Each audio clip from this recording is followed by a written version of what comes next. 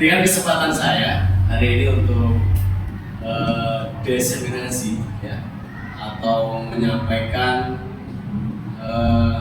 pengibasan terkait dengan modul 1.4 yaitu tentang budaya positif ya.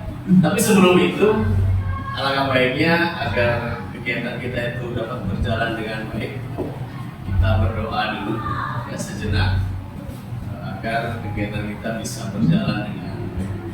Berdoa dipersilakan.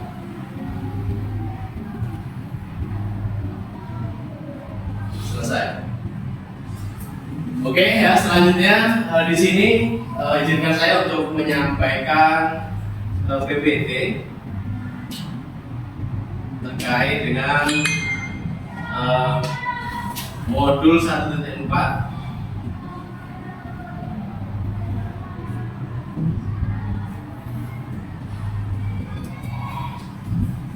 tentang budaya positif. Pada kesempatan kali ini kami dari CGP ya, diberikan tugas oleh LFS untuk mengibaskan pengetahuan kami tentang modul 1.4 yaitu tentang budaya positif. Ya. Kenapa ini harus diibaskan? Karena budaya positif ini adalah hal-hal yang menjadi sangat penting yang harus kita terapkan di lingkungan sekolah kita. Ya. Karena dengan budaya positif ini yang nantinya akan menjadi karakter atau branding dari sekolah itu. Sekolah itu bagaimana branding di luar sana itu tergantung budaya positif apa yang sudah diterapkan di sekolahnya. Nah, kita ice breaking dulu ya. Ini ice breaking untuk melihat seberapa konsentrasi kita hari ini. Di situ ada mobil yang terparkir. Saya minta teman-teman rekan-rekan dulu, kira-kira mobil parkir itu di angka berapa? Boleh kan? 08. 08 ya. Pak Kamal, kira-kira mobil parkir itu di angka berapa?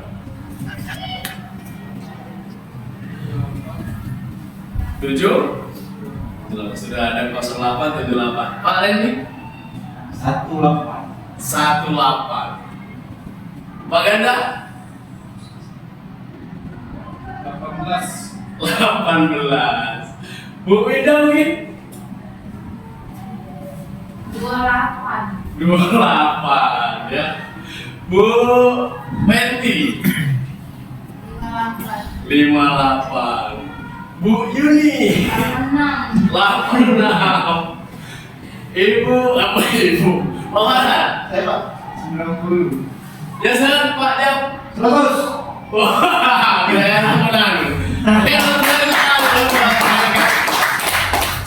Saya ingin tanya dulu dengan Pak Alfi tadi ya. Kenapa menjawab 160668. Jadi ketiga itu 688 jadi yang ngikut itu yang naik kosong jadi 08. Oke, itu tangan dulu buat Pak Alfi ya. Pak Kamal tadi luar biasa. Pak Kamal, kenapa 78? Nama 78 pola 78 Pak. iya 78 Benar. ada pola yang di sebelah kiri 88 di sebelah kanannya 98 78. Oh, 78. Oke. Luar biasa ya. Ini sebenarnya bagaimana sudut pandang kita ya terkait dengan angka-angka ini. Oh Pak Alta, kenapa Alta? 87 Pak itu. 87, itu tangan dulu buat Pak Alta. Gimana Pak Alta? Penjelasannya gimana? Penjelasannya Pak, kalau itu dibalik jadi 86, 87, 88, 89, 90 dan 91. Luar biasa. Tepuk tangan lagi buat Pak Alta. Benar. Jadi yang benar adalah Apa makna dari ice breaking ini? Dilihat dan cari masing-masing. Ya, kadang-kadang ya kita menghadapi permasalahan itu harus menggunakan sudut pandang yang berbeda. Ya, jangan mungkin kita ruwet nih dengan masalah yang satu ini dengan sudut pandang kita.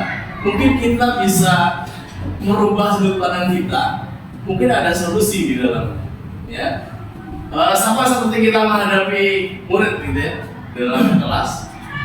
Dalam sudut pandang kita, oh anak ini nakal gitu ya, anak ini males, anak ini kok bikin ulah terus. Kita tidak tahu, mungkin di rumahnya dia punya masalah-masalah yang kompleks yang membuat dia jadi seperti itu. Ya, nah ini terkait dengan ice breaking ini. Luar biasa. Kita lagi buat kawan-kawan.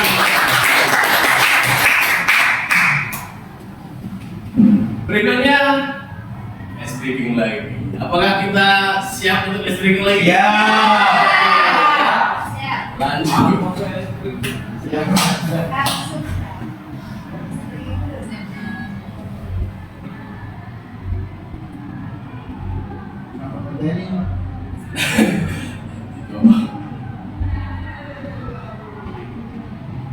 Bapak-bapak, ibu-ibu, silakan berdiri.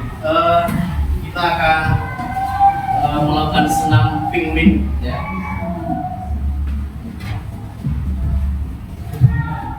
Tujuh Kak Randy. Oke.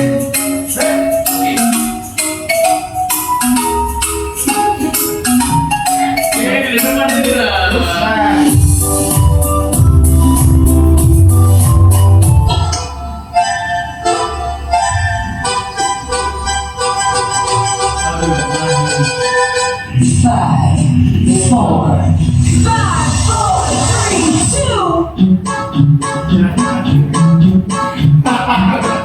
Di highlight kamu Pak.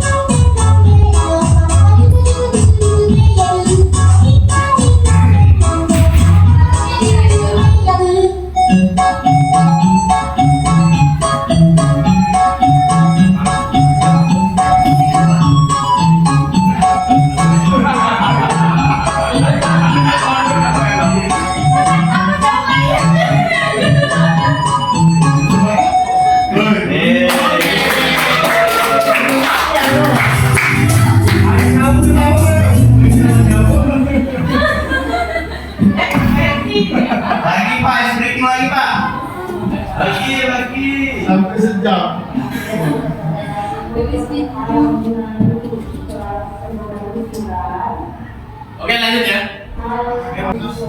Oke, luar biasa ibu-ibu, saya dapat terima kasih sudah bergerak dengan energi.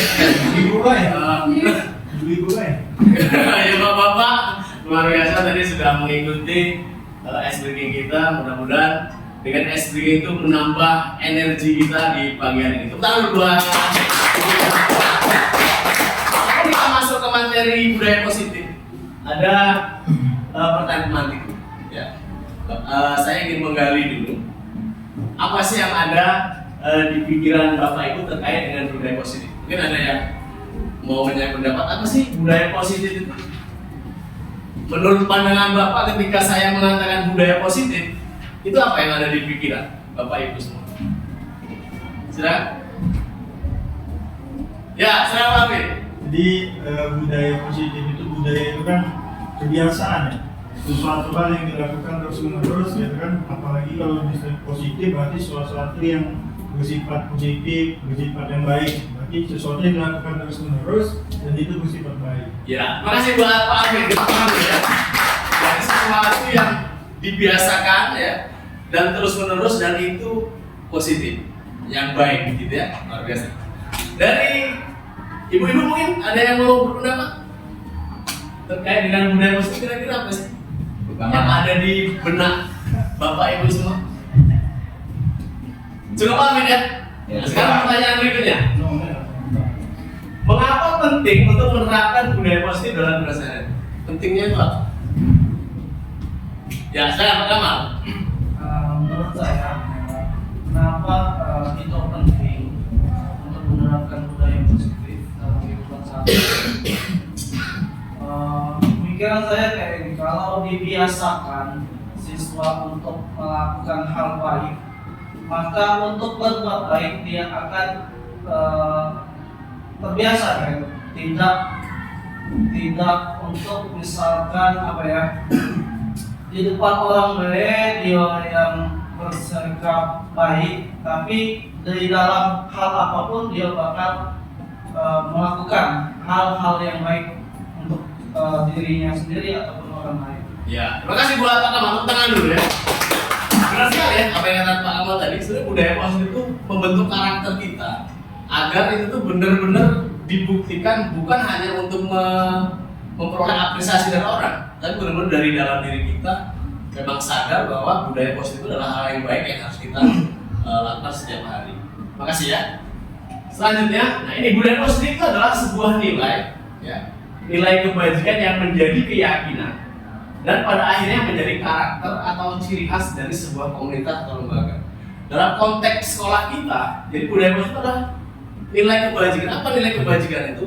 Sesuatu yang kita yakini baik, ya, yang ada di sekolah kita dan pada akhirnya menjadi karakter. Tadi di awal sudah saya bilang bisa menjadi branding sebuah sekolah. Ya, kalau kita berbicara sekolah 36 itu rajin misalnya, ya, disiplin. Kalau kita bicara misalnya sekolah lain, misalnya yang terbungkus dalam hal-hal yang kaitannya dengan agama, kalau anaknya mau hafiz Quran sekolah di sana, berarti itu sudah membranding sekolah itu dalam konteks budaya positif yang sudah dilakukan setiap hari. Kemudian budaya positif di sekolah merupakan nilai atau kebiasaan di sekolah yang berpihak pada peserta didik agar mereka dapat berkembang menjadi pribadi yang kritis, penuh hormat dan bertanggung jawab. Ini yang disampaikan oleh Pak Alvin tadi. Jadi kebiasaan-kebiasaan kita yang baik yang ada di sekolah ini itu bisa menjadi budaya positif yang nantinya ya akan membentuk karakter peserta didik yang kritis, yang penuh hormat, ya, sopan santun, beradab, dan tentunya dia juga bertanggung jawab terhadap dirinya sendiri. Nah, ini ada beberapa perubahan paradigma ya terkait dengan budaya positif. Untuk membangun budaya yang positif, sekolah perlu menyediakan lingkungan yang positif, aman, nyaman. Nah ini, kadang-kadang kita itu menuntut anak kita itu bagus ya, baik, rajin, tapi lingkungannya tidak dibentuk untuk seperti itu. Ya. Jangan harap anak kita, peserta didik kita rajin, ya, taat misalnya, patuh, hormat, beradab dengan orang lain. Sedangkan lingkungan di sekitarnya tidak mengajarkan itu. Dalam konteks ini bukan hanya sekolah, lingkungan itu di rumahnya, ya, di masyarakatnya. Apakah nilai-nilai itu sudah terbentuk? Kalau belum, maka inilah PR kita. Bagaimana budaya positif itu bisa kita lakukan baik di sekolah maupun di rumah. Makanya ada kerjasama antara sekolah dengan orang tua. Ya. Nah, apa Bu atau Pak, bagaimana sih anaknya di rumah? Diajarkan nggak sopan santun? Diajarkan nggak adab? Kalau ini sudah terkoneksi, maka tujuan daripada pendidikan yang berpihak kepada murid yang menciptakan manusia yang berkarakter tadi bisa tercapai. Tapi kalau sepenuhnya diserahkan kepada sekolah, susah. Karena aktivitas anak itu hanya beberapa jam saja di sekolah. Sisanya dia berbaur di masyarakat, di rumah. Betul. Kemudian dalam menerapkan budaya positif kita harus memiliki disiplin positif. Nah, ini tadi yang kaitannya dengan disiplin positif. Jangan harap kita mengingat anak yang rajin, yang berkarakter, yang sopan santun. Tapi diri kita sebagai orang yang membimbing anak untuk memenuhi karakternya tadi, tapi tidak menunjukkan itu.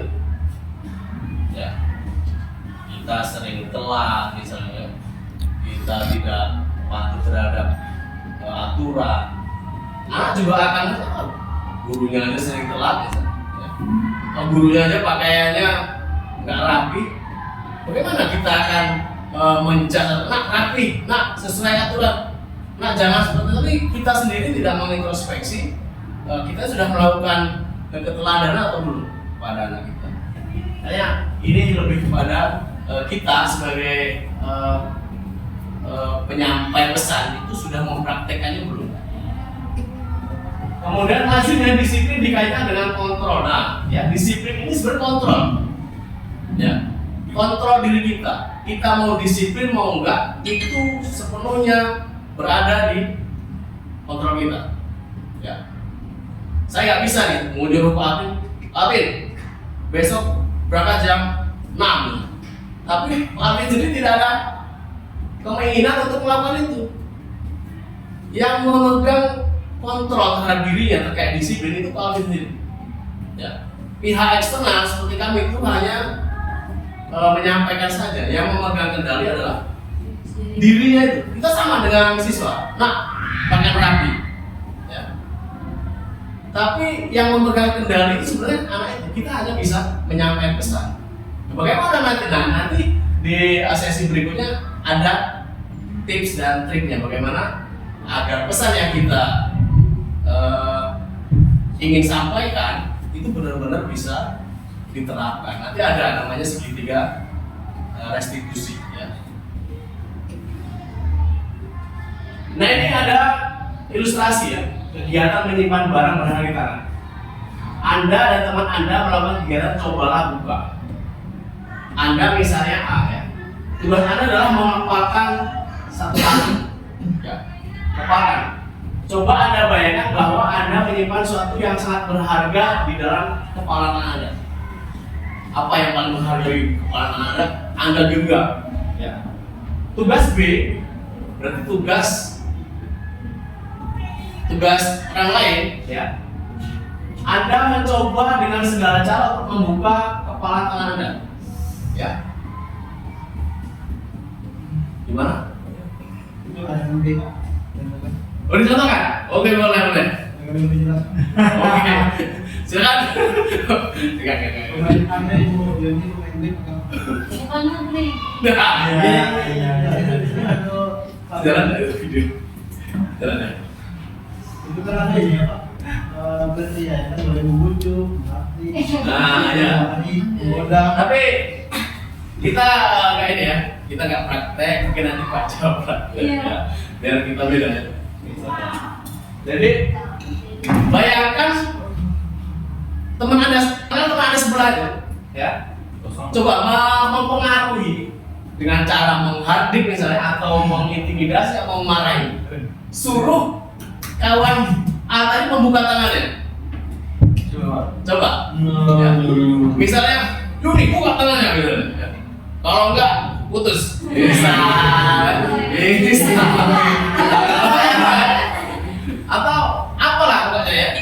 Apa jadinya? Ya, jadi teman Anda tadi yang B tadi berusaha sekeras mungkin mempengaruhi agar si A tadi membuka tangannya dengan cara apapun, bisa dengan memuji, bisa dengan merayu, dengan menghardik, dengan mengancam mungkin, ya. Tetapi, ya, ada pertanyaan yang harus dijawab. Apakah Anda atau B tadi membuka kepalan tangan Anda? KUA. Kira-kira membuka nggak? Tidak. Apa alasannya?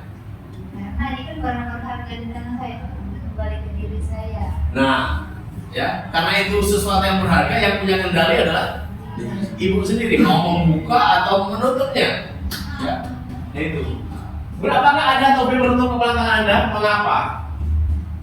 Tadi yang dikatakan tadi, ya. Karena ini sesuatu yang berharga, yang punya kendali saya. Sama seperti guru. Nah, kamu pakai sepatu hitam. Yang mau atau yang punya kendali, saya pakai sepatu hitam atau tidak, itu dari saya. Guru hanya bisa menyampaikan pesan tadi. Tetap yang punya kendali adalah kita atau siswa, ya. Nah, itu terkait dengan ilustrasi tadi. Nah, ini kesimpulannya, kita sendiri yang memegang kontrol atas kepala tangan kita, ya. Jadi pribadi setiap orang itu punya kendalinya masing-masing. Mau kita hardik, mau kita ancam, ya. Kita yang punya kendali. Kemudian next, ya. Nah, tujuan pendidikan Kejar Dewantara itu adalah menuntun kodrat yang ada pada anak agar mereka dapat menjaga keselamatan dan kebahagiaan setinggi-tingginya. Nah, ini tadi kaitannya dengan kontrol diri tadi. Kita tuh bisa hanya mengarahkan, menuntun anak, ya, agar mereka tumbuh dan berkembang sesuai kodratnya, baik kodrat alam maupun kodrat zaman. Tetap yang punya kendali dia. Mau dia bagus, mau dia rajin, mau dia katakanlah menyimpang, itu yang punya kendali adalah si peserta didik itu sendiri. Ya. Nah, ini perubahan paradigma, ya, terkait dengan kontrol, ya. Ini dikutip dari pendapatnya seorang psikiater, Dr. William Glasser, ya, bahwa dia mengatakan ilusi guru mengontrol. Jadi guru bisa mengontrol itu sebenarnya ilusi, ya. Kita beranggapan, saya bisa mengontrol murid ini. Padahal itu ilusi. Yang bisa mengontrol murid ya dirinya sendiri. Seperti tadi ilustrasi mengepalkan tangan itu, dia mau disiplin, mau rajin, itu anak itu sendiri yang mengontrol. Ilusi bahwa semua penguatan positif efektif dan bermanfaat. Tentu ini banyak yang setuju. Ya. Kok bisa penguatan positif itu efektif dan bermanfaat? Tapi kata si Glasser itu ilusi. Kenapa seperti itu? Bujukan positif adalah bentuk kontrol, namun suatu ketika murid akan menolak bujukan tersebut. Ada kalanya dia akan menolak, walaupun kita sudah memotivasi, kamu nanti akan seperti ini kalau rajin, kalau disiplin seperti ini, ya. Diberi penguatan, tapi yang punya hak atau punya keinginan untuk apakah dia akan berubah atau tidak, itu ya dirinya sendiri. Ya. Jadi kata dia itu tetap ilusi. Ilusi bahwa kritik membuat orang merasa bersalah dapat menguatkan karakter. Nah, apa seperti ini? Emang gak kasihani sama ibu? Ya. Itu ilusi katanya. Ya. Murid akan merasa buruk tentang diri mereka justru. Bukan malah semakin kuat gitu ya dengan kita mengibah tadi, justru malah merasa dirinya buruk tentang diri mereka. Yang terakhir, ya, ilusi bahwa orang dewasa memiliki hak untuk memaksa. Ini juga ilusi. Tentang kamu orang dewasa nih, ya, kita sebagai guru kan dianggap orang dewasa, ya, bisa memilih atau memaksa anak itu bisa tumbuh dengan kehendak kita. Itu ilusi ternyata menurut si William Glasser. Nah, kamu nanti akan jadi dokter nih kalau kamu seperti ini. Ternyata itu adalah sebuah ilusi. Kita orang dewasa tetap tidak bisa punya hak untuk memaksa anak itu untuk menuruti apa yang kita inginkan sesuai dengan apa yang kita mau terhadap anak tersebut. Ya. Kemudian apa sih makna disiplin positif? Nah, tadi budaya positif, ini kita sudah masuk ke disiplin positif ya. Disiplin adalah bentuk kontrol diri. Tadi yang saya bilang, disiplin itu kontrol diri sebenarnya. Kita mengontrol diri kita untuk melakukan sesuai dengan nilai-nilai yang kita anggap baik. Contoh disiplin, ya, kita masuk misalnya jam 6.30. Itu bentuk disiplin karena kita bisa mengontrol diri kita untuk berangkat jam 6.30. Kalau kita nggak bisa mengontrol diri ya jam 8, jam 9, ya. Karena kita bisa mengontrol diri, maka kita akan berbuat disiplin tadi. Ya. Tujuan mulia mengacu pada nilai atau prinsip-prinsip mulia yang dianut seseorang. Nah, ini terkait dengan disiplin tadi ya. Nilai-nilai tersebut sebagai nilai kebajikan yang universal. Disiplin itu sesuatu yang semua orang sepakat lah kalau itu adalah hal yang baik. Ya, nggak ada yang menganggap disiplin itu buruk, itu nggak ada, kecuali orang-orang yang mungkin menyimpang. Tapi dimanapun kita sepakat bahwa disiplin itu pasti adalah sesuatu yang berdampak baik. Ya. Nilai ini merupakan fondasi kita dalam berperilaku positif. Jadi didisiplinkan dulu diri kita. Memaksa intinya kita untuk disiplin agar budaya kita ke depan bisa lebih terarah. Ya. Nah ini nilai-nilai kebajikan ya yang ada di dalam sekitar kita yang sifatnya universal. Saya yakin nggak ada yang tidak sepakat ya. Peduli itu kan pasti semua orang sepakat ya. Peduli itu adalah nilai kebajikan yang baik. Ya. Terus terangan, kebersihan ya dan seterusnya. Ya. Dermawan, harga diri, rendah hati. Bukan rendah diri ya, tapi rendah hati. Beda rendah diri dengan rendah. Nah ini adalah nilai-nilai kebajikan yang bisa kita eksplor di lingkungan kita. Karena kita sebagai guru, ya kita lingkungannya adalah sekolah. Ya. Bagaimana kita berperilaku? Mengapa kita melakukan sesuatu? Nah ini ada kaitan dengan tadi, ya. Bagaimana kita bisa mengontrol diri tadi? Ternyata ada teori motivasi perilaku manusia. Ya. Ada teori motivasi eksternal. X, jadi berarti motivasi itu datang dari luar, ya. Contoh, ini dilakukan untuk menghindari ketidaknyamanan atau hukuman. Apa yang akan terjadi apabila saya tidak melakukannya? Contoh tadi ya, misalnya pakai sepatu hitam, sedangkan kita punya aturan sepatunya hitam dan dia tidak memakai itu. Kalau dia tidak memakai sepatu hitam, apa yang akan dia dapatkan? Mungkin ya disuruh lari mungkin atau diskorsing. Berarti kemampuan dia untuk memakai sepatu hitam itu karena dorongan dari eksternal. Ya. Saya kalau nggak pikir apa yang ada bilang saya itu dorongan eksternal. Ya. Aku lagi gaji, dipotong gaji. Saya kalau nggak masuk sekolah apa yang saya terima, nah itu berarti dorongan dari eksternal, ya. Kemudian ada juga motivasi eksternal yang sifatnya ini institusi ya atau imbalan, apresiasi. Ya.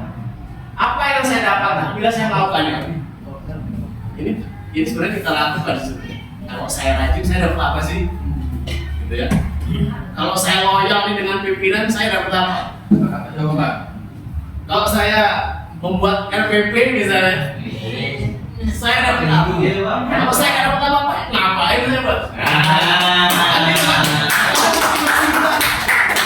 Berarti masih motivasi eksternal di luar yang mengaruhi kita, bukan dari kita. Nah yang dianjurkan di dalam disiplin positif yaitu motivasi internal yang tujuannya di disiplin positif tadi.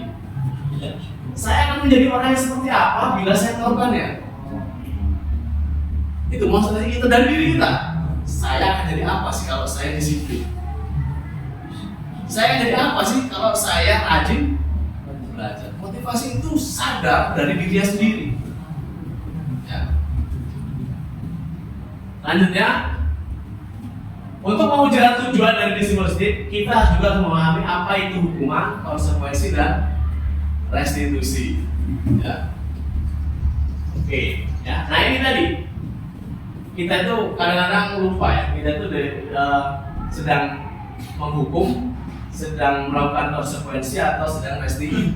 Ternyata itu beda. Dan ini kemarin ketika kita mendapat materi ini, oh iya, dari posisi saya selama ini sebagai penghukum. Gitu.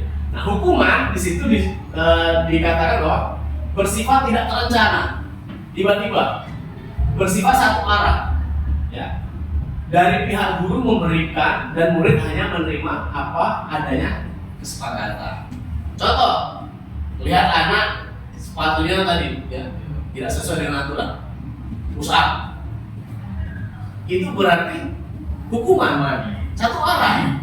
Kita nggak berdialog dulu. Kenapa sih nggak pakai sepatu hitam hari ini? Ya. Kalau kira-kira kalau kamu seperti itu, kamu melanggar apa? Apa yang terjadi dengan kamu? Tidak ada dialog seperti ini. Langsung saja melihat anak sepatunya tidak hitam, rusak. Dan itu kita lakukan, ya kan? Nah, posisi kita sebagai memberikan hukuman kepada anak. Yang kedua, konsekuensi. Sudah terencana, artinya sudah ada rule-nya, sudah ada hal-hal yang sudah disosialisasikan. Kalau anak bolos, maka ini loh yang akan dia terima. Anak sudah tahu. Contoh bebalak, anak ribut misalnya bertengkar. Apa konsekuensi yang dia terima? Sudah tahu kan? Dipanggil orang tuanya, sudah dipikiran sudah ada plan. Dipanggil orang tuanya mungkin dimasukkan ke BK, ya, diskorsing, ya. Nah itu hal-hal yang sudah dia tahu dan terencana. Biasanya konsekuensinya ada di peraturan sekolah, ya. Dan yang terakhir restitusi, ya. Sebuah pendekatan untuk menciptakan disiplin positif. Tadi yang saya bilang di awal tadi, jadi jangan serta-merta ada anak misalnya tidak memakai atribut sesuai ketentuan langsung kita suruh pulang. Tapi kita tanya dulu, kita dialog, ya, agar mengarahkan anak untuk tadi menimbulkan motivasi internalnya. Jadi dia tuh sadar gitu. Oh, saya itu salah itu karena begini. Ke depan saya harus seperti ini biar kesalahan itu tidak terulang lagi, gitu ya. Nah ini terkait dengan 5 kebutuhan dasar manusia. Kita konteksnya anak ya. Anak itu menyimpang dalam hal ini misalnya melakukan pelanggaran. Itu karena ada kebutuhan dia yang tidak terpenuhi. Itu menurut materi yang ada di LMS ya. Jadi kita bisa analisis dari kebutuhan ini. Misalnya anak di kelas ribut terus sama kemarin. Kita cek dia itu butuh apa sih kalau dia itu seperti itu. Mungkin dia butuh belonging. Apa itu belonging? Rasa kasih sayang, butuh perhatian mungkin. Sehingga dia nyari perhatian. Ya. Makanya dia seperti itu. Kita analis anak ini butuhnya apa sih? Kemudian ada anak lagi yang bosen, ya. Materinya itu terus ngatet terus.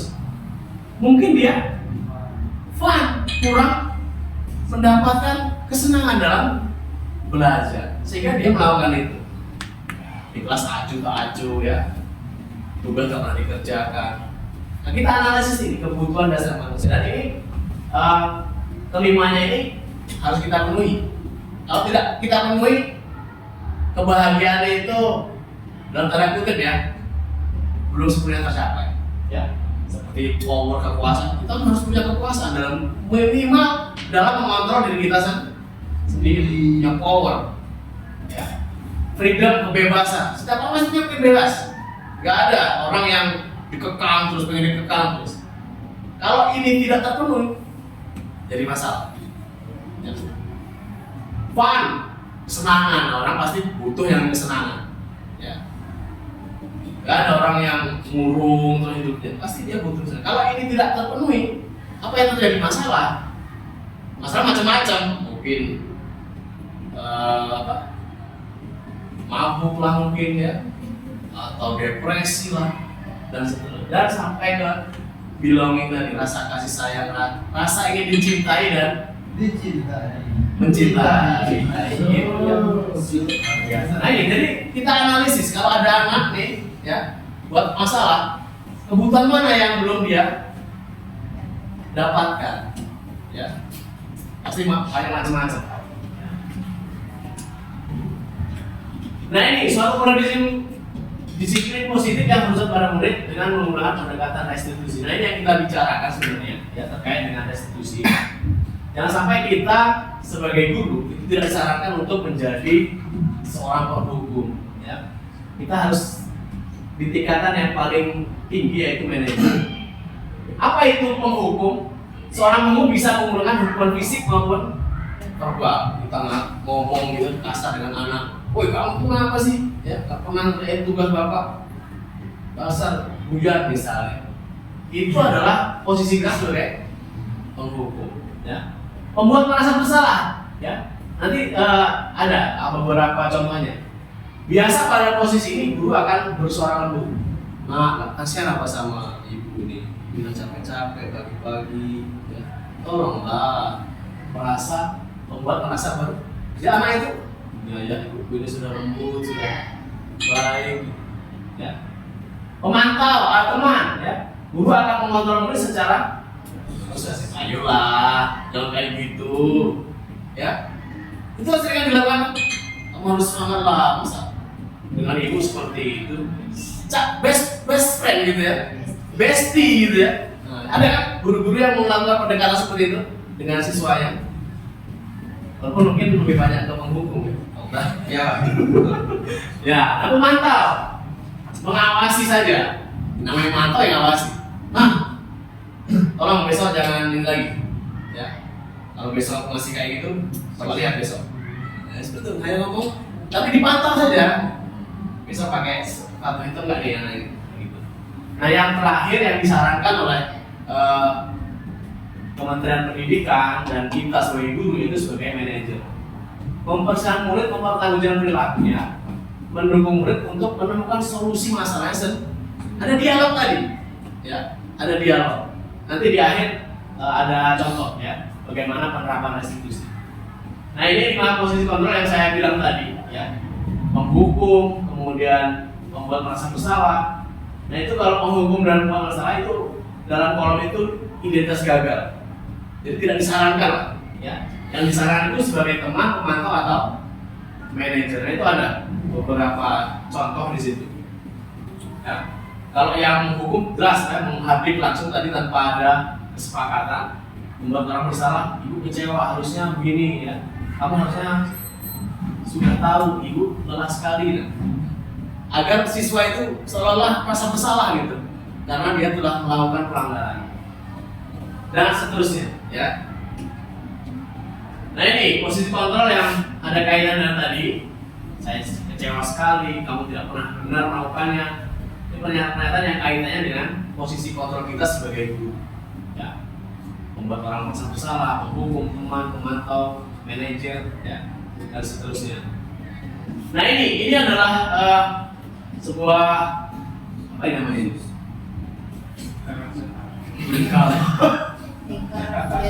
Apa sih ini namanya itu? Diagram lah ya katakanlah ya. Diagram. Budaya positif berada di paling luar, ya. Budaya positif yang sudah ada di lingkungan kita itu akan menciptakan lingkungan yang positif. Tapi kok budayanya jaga positif, jangan harap lingkungannya positif. Budaya positif dulu di lingkungan itu, ya, tersebar di mana-mana, di lingkungan kita, di tetangga kita, di rumah kita. Ciptakan itu budaya positif. Maka lingkungannya juga kan positif. Lingkungan positif akan membuat keyakinan. Apa sih keyakinan dan peraturan? Bedanya apa? Ada yang tahu nggak? Apa sih beda antara keyakinan kelas dengan peraturan kelas? Beda kan? Beda. Nanti kita cek ya. Selama ini kita mengatakan peraturan kelas, keyakinan kelas, bedanya apa sih? Oke, selanjutnya. Nah ini ada pertanyaan. Kenapa Pak Jokowi yang muncul? Apa perbedaan peraturan kelas dengan keyakinan kelas? Ada nggak yang punya ide? Atau ada yang punya pendapat? Kalau peraturan kelas seperti ini, kalau keyakinan kelas seperti ini. ya Boleh Pak. saya? Pak, kalau peraturan kelas itu kita buat dulu Pak. Kalau keyakinan kelas berarti peraturan itu sudah jadi keyakinan yang sudah kita sepakati di kelas. Ya seperti itu Pak. Ya, terima kasih Pak Okta. Tangan dulu Pak Okta ya. Jadi kalau peraturan kelas itu dibuat dulu. Kalau keyakinan itu Peraturan sudah ada, Yakini bahwa itu benar. benar. Oke. Nah, kita lihat ya. Keyakinan itu adalah nilai-nilai kebajikan atau prinsip-prinsip universal yang disepakati secara bersama. Benar kata Pak Okta tadi. Keyakinan itu sifatnya sudah universal, semua sepakat. Kalau keyakinan itu, ya. Kayak tadi disiplin, kan nggak ada yang menentang bahwa disiplin itu buruk, gitu. Ya kan? Kemudian jujur, peduli dan seterusnya itu pasti keyakinan kelas. Ya. Karena sifatnya universal, semua pasti sepakat. Ya. Nah, bentuk keyakinan kelas sifatnya abstrak daripada peraturan yang lebih rinci.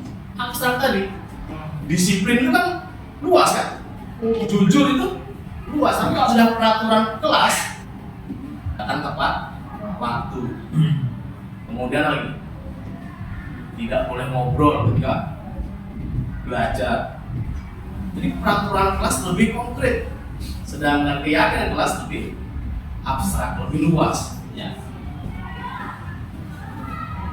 Selanjutnya ada ini ya, perbedaan ya terkait dengan peraturan dan keyakinan. Kalau peraturan itu selalu kembali, nah ini contohnya, selalu kembalikan buku ke tempatnya. Itu bentuk peraturan. Nah, keyakinan kelasnya tanggung jawab ya. Jadi lebih luas. Ya. Dilarang mengganggu orang lain, spesifik kan? Kalau keyakinan kelas menghormati orang lain dan diri sendiri. Ya. Nah itu. Kemudian hadir di sekolah 5 menit sebelum pembelajaran dimulai. Ya. Keyakinan kelasnya menghormati orang lain, komitmen pada tujuan. Komitmen untuk hadir tepat waktu. Ya. Dilarang melakukan kekerasan, itu peraturan. Keyakinan yang kesepakati apa? Keselamatan, menghormati orang. Nah, karena kalau melawan kekerasan otomatis akan mengganggu keselamatan orang lain ya. Dilarang menggunakan narkoba, bergantian atau menunggu giliran, gunakan masker, jangan berlari di kelas atau di koridor itu betul-betul dari orang tua. Nah ini terkait dengan segitiga restitusi ya. Berlanjut, nah ini diagramnya atau ilustrasinya. Segitiga restitusi itu ada 3 tahapan ya. Yang pertama adalah menstabilkan identitas. Yang kedua, validasi kebutuhan, ya, atau validasi tindakan yang salah.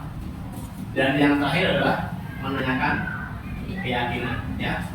Next, nanti akan kita contohkan. Nah ini, menstabilkan identitas maksudnya apa? Oke. Contohnya berbuat salah itu tidak apa-apa. Bisa ada anaknya. Ya. Tidak memakai sepatu sesuai aturan. Jadi kita cek anak itu, kita langsung push up gitu. Kita tanya, gak apa-apa anak berbuat salah itu, gak apa-apa. Bapak kalau jadi kamu misalnya ya, dulu juga pernah melakukan itu. Jadi kita stabilkan dulu identitas dia. Jangan langsung menjudge, woi kamu salah, kamu salah.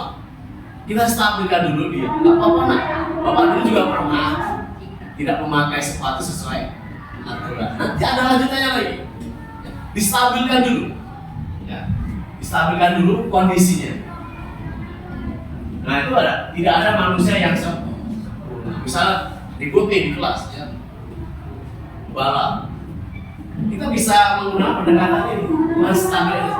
Gak apa-apa, namanya masih anak muda, gak ada orang lain sempurna yang bisa mengendalikan emosi. Tapi ada lagi gitu, jangan selesai di situ. Ada lagi dari tahapan berikutnya. Ya. Nah ini pandai tindakan yang salah. Padahal kamu bisa melakukan yang lebih buruk hari ini. Itu contoh ya. Kamu pasti punya alasan mengapa kamu melakukan. Ditanya, ya, nah kamu tadi tidak memakai sepatu sesuai ketentuan. Alasan apa kamu seperti ini? Ya mungkin dia bisa menceritakan. Oh Pak, sepatu saya sobek gitu ya. Pak, sepatu saya basah dan sebagainya. Kita dengar dulu. Ya. Apa yang disampaikan murid kita kita, tapi kita tidak membenarkan apa yang dia lakukan. Validasi tindakan yang salah. Jadi dia itu benar-benar melakukan kesalahan loh, tapi dengan cara yang dialog tadi. Dan yang terakhir, menanyakan keyakinan. Nah ini tindakan yang terakhir kita. Setelah kita tahu ya dia melakukan kesalahan, kita tanya, kira-kira kalau kamu melakukan memakai sepatu tidak sesuai aturan ini, keyakinan mana yang kamu lakukan? Kesepakatan kelas mana yang kamu sudah lakukan? Dia akan menyampaikan, oh ini Pak, ya, ini saya melakukan pelanggaran terhadap kedisiplinan kelas, kedisiplinan sekolah dan seterusnya. Nanti ada lagi pertanyaan berikutnya, ya, kira-kira ke depan bagaimana agar kejadian ini tidak terulang kembali?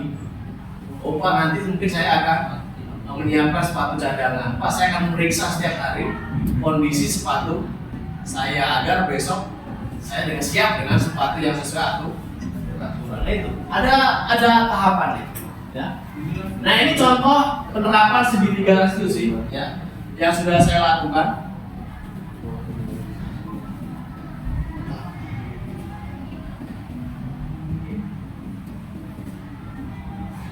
Nanti minta masukan oleh ya.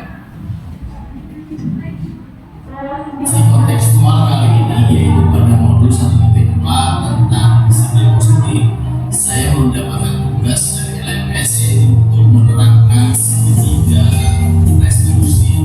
Segitiga restitusi adalah suatu proses memperbaiki kesalahan pada murid agar mereka dapat kembali menjadi karakter yang lebih kuat, mandiri dan bertanggung jawab sehingga dia bisa kembali lagi kepada pokoknya dengan karakter baru yang lebih baik dan lebih kuat. Ada 3 tahapan restitusi. Yang pertama adalah menstabilkan identitas. Yang kedua adalah validasi tindakan yang salah.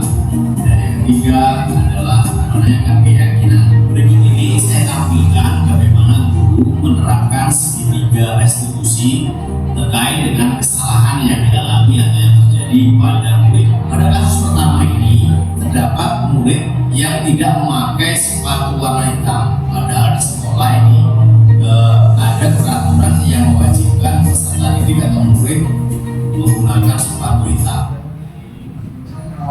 Mana gambarnya ini? Ya, oleh kamu tidak memakai sepatu hitam. Apa? Sepatu hitam saya rusak, jadi saya memakai. Ya, nanti maksudnya itu bisa menggunakan sepatu tugas. Dan kamu tahu nggak aturan di sekolah ini seperti apa? Jadi orang juga universitas Sekali lagi, menurut kamu memakai sepatu hitam itu ada kelas mana ya kamu? itu termasuk dalam keyakinan kita tentang kerapian dan disiplin. Ya, sekali kali memang posisinya dan nilai-nilai yang kita jumpai. Menurut kamu ke depan bagaimana solusi kamu agar tidak mengulangi kesalahan? Saya akan mempercepat pada cadangan dan selalu melihat kondisi sepatu saya. Luar biasa, itu rencana bagus. Mudah-mudahan ke depan kamu bisa lebih baik lagi dalam memahami dan kesalahan. Terima kasih Pak, saya akan berusaha lebih baik. Pada kasus kedua, terdapat siswa yang begitu emosi sampai menggebrak meja karena buku tugasnya diambil secara paksa oleh temannya. Seperti apa penerapan segitiga restitusinya? Kita lihat sama-sama. Tapi ya, gimana kabarnya hari ini? Alhamdulillah baik Pak. Ya, Bapak kemarin lihat kamu sepertinya emosi dan sampai memukul meja. Apa yang terjadi? Bisa diceritakan? Iya Pak, saya sangat marah karena Rina mengambil buku PS saya tanpa izin saya. Jadi saya kesal dan memukul meja. Saya mengerti apa yang menjadi kesan kamu dari melakukan Bapak kalau ada di usia kamu juga pasti akan merasa seperti itu. Tapi Bapak lihat kamu selama ini adalah siswa yang baik, siswa yang sabar. Namun kemarin Bapak cukup kaget dengan apa yang terjadi. Memukul meja memang kadang-kadang bisa meringankan beban kita ya. Tapi cara itu juga tidak bagus untuk merasakan setelah berguru itu? Saya masih marah Pak, dan saya tahu kalau itu salah, tapi saya tidak tahu ini bagaimana lagi. Rasa marah itu wajar ya. Bapak juga kalau ada di posisi Niken pasti juga melakukan yang sama. Tapi marah juga bukan solusi terbaik. Ya. Bagaimana cara kita itu harus bisa lebih sabar dalam menghadapi suatu masalah yang terima. Iya Pak, saya setuju. Niken, mari kita pikirkan keyakinan kelas yang seperti apa yang di sekolah ini. Bagaimana kita memperlakukan teman atau guru kepada kita di sekolah ini. Kita harus menghormati satu sama lain dan tidak mengambil barang sesama lain tanpa seizin Pak. Betul sekali apa yang kamu katakan, Ken. Menurut kamu bagaimana cara kita mengekspresikan sebuah kemarahan atau sesuatu yang membuat kita jengkel tanpa harus memukul gadget? Mungkin saya harus memberitahu kepada Lina bahwa saya tidak suka bila dia mengambil buku PR saya tanpa seizin saya Pak. Ini sangat bagus dan luar biasa. Kalau Niken nanti bisa menemukan permasalahan seperti itu lagi, jangan segan-segan Niken bapak atau guru lain untuk menceritakan bagaimana solusi terbaiknya. Ya. Iya Pak, saya setuju dan akan saya coba. Terima kasih Niken, itu sangat luar biasa sekali. Ya. Kamu sudah bisa memberikan yang terbaik bagi kamu sendiri dan bersama kamu. Saya yakin kamu pasti bisa melakukan itu. Kamu bapak lihat, kamu adalah siswa yang baik, sabar, dan selama ini bapak lihat kamu juga berprestasi. Saya yakin ke depan kamu akan menjadi siswa yang lebih baik. Saya Niken Amanda dari kelas 93 SMP Negeri 36 Palembang. Senang sekali dapat berdiskusi dengan Pak Agung atas permasalahan saya. Harapan saya ke depannya, saya lebih sabar dalam menghadapi permasalahan yang saya alami. Saya Ahmad Karim Abdiabar dari kelas 92 SMP Negeri 36 Palembang. Sangat luar biasa berdiskusi dengan Pak Agung tentang masalah saya, yaitu tidak memakai sepatu sesuai aturan dari sekolah.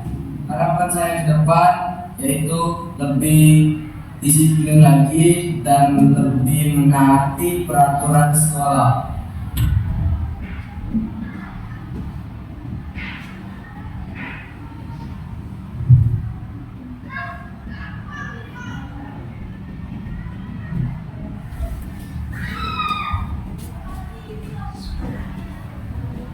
Ya, itu tadi contoh ya terkait dengan penerapan segitiga restitusi yang sudah saya jalani ya. Bagaimana kita itu lebih mengedepankan dialog ya dengan siswa, jadi jangan langsung memberikan hukuman gitu ya, tapi ada dialog. Kenapa sih anak itu seperti itu? Dan diupayakan yang mempunyai solusi adalah anak itu sendiri. Bagaimana ke depan dia bisa mengantisipasi hal-hal itu biar tidak terulang kembali. Jadi bukan kita yang memberikan solusi, tapi anak itu sendiri yang memberikan solusi. Itulah yang dimana tadi motivasi intrinsik atau internal, gitu ya. Oke, kita masuk ke sesi tanya jawab. Ada pertanyaan? Mungkin dari apa yang sudah saya sampaikan terkait dengan budaya positif? Ada?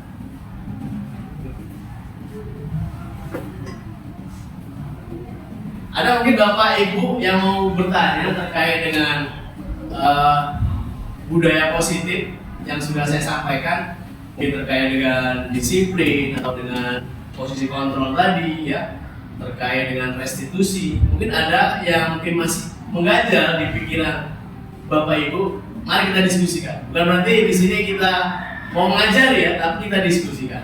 Mungkin ada? Ya, sekarang Pak Kamal mungkin.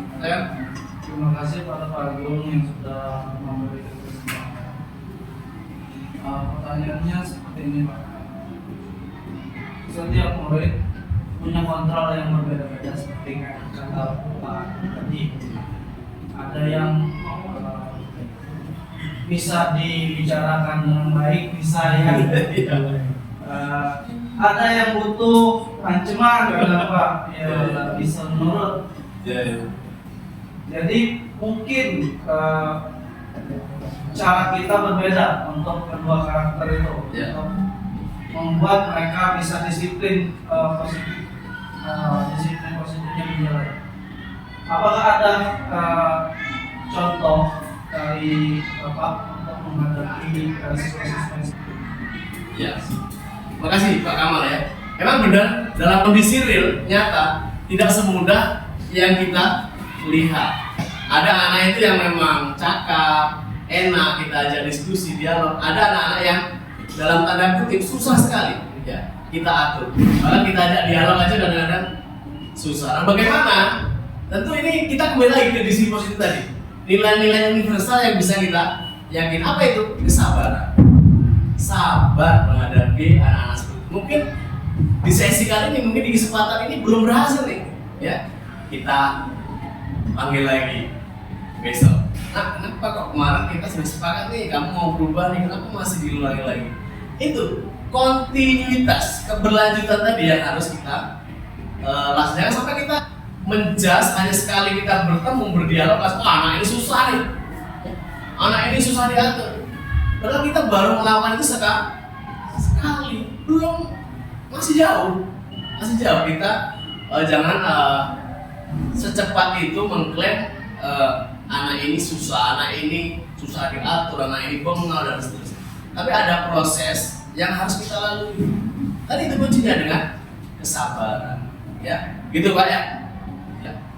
Terima kasih rekan-rekan semua. Kita sudah sampai di sesi terakhir. Luar biasa atas partisipasi dari rekan-rekan semua. Sudah bertanya, sudah berdialog, sudah menyampaikan pendapatnya, luar biasa. Mudah-mudahan ke depan kita bisa jadi guru yang baik sesuai dengan keinginan pendidikan kita dan nilai-nilai internal yang kita percaya, ya.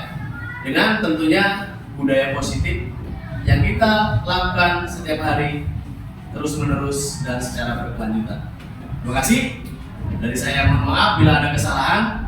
Saya Iri, wassalamualaikum warahmatullahi wabarakatuh. Waalaikumsalam. Kita tepuk tangan dulu buat kita semua.